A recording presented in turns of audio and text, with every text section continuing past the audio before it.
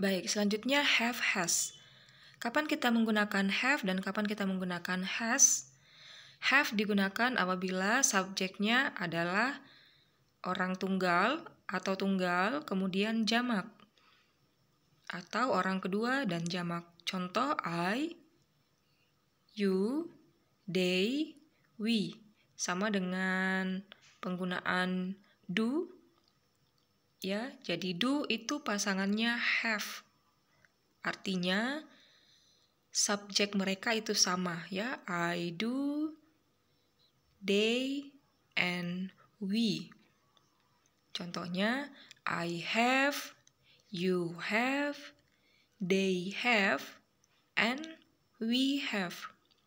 Sehingga kita tidak gunakan have untuk subjek orang ketiga tunggal. Seperti he, she, and it. Baik, untuk artinya, apabila dia berfungsi sebagai kata kerja penuh, artinya adalah mempunyai. Ketika sebagai auxiliary verb atau kata kerja bantu, berarti sudah. Ya, apabila dia dalam bentuk kalimat negatif, maka berarti belum. Apabila dalam kalimat interrogatif, maka dia berarti sudahkah? Nah, apabila dia dalam bentuk bertanya menyangkal atau negatif interrogatif, maka bentuknya berarti atau arti dari have, has ini adalah bukankah? Oke, seperti itu ya. Jadi, kembali lagi, fungsi have, has, apakah dia sebagai kata kerja penuh atau sebagai auxiliary verb? Sekarang kita lihat contoh kalimat. Number 1, positive sentence. We have a new teacher. Negative. We have not a new teacher. Interrogative. Have we a new teacher? Oke. Negatif interrogatif. Haven't we a new teacher? Jadi haven't, ya, ini adalah singkatan dari have not. Mem ulangi, haven't, ya, di sini adalah singkatan dari have not. Haven't we a new teacher? Oke.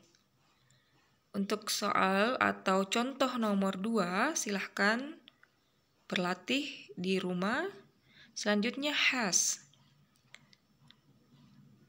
Nah, bentuk kalimatnya ini sama ya. Positif, negatif, interrogatif, and negatif interrogatif ya. Jadi ada 4 bentuk atau jenis kalimat dengan menggunakan auxiliary verb has. Contoh yang pertama, kalimat positif, he has a new car. He has a new car. Negatif, he has not a new car. He has not a new car. Interrogatif atau kalimat bertanya, has he a new car? Has he a new car? Jadi intonasinya usahakan sesuai seperti ketika Anda bertanya dalam bentuk bahasa Indonesia.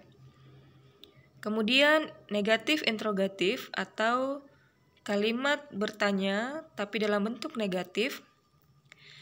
Hasn't he a new car? Hasn't he a new car? Oke, selanjutnya untuk contoh berikutnya silahkan Anda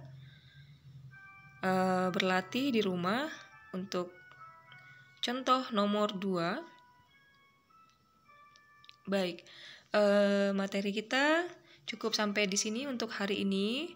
Dan kesimpulannya adalah penggunaan do and does, ya. Untuk penggunaan do itu untuk subjek I, you, they, we. Sementara untuk penggunaan does, he, she, it. Begitu juga untuk penggunaan have, has. Have digunakan untuk subjek I, you, they, we. Untuk penggunaan has, subjek he, she, and it. Oke, selanjutnya untuk penggunaan do itu sebagai kata kerja bantu atau auxiliary verb digunakan untuk kalimat negatif dan interrogatif. Sehingga di positive statement kita tidak menggunakan do apabila di dalamnya ada kata kerja. Ya, kata kerja penuh.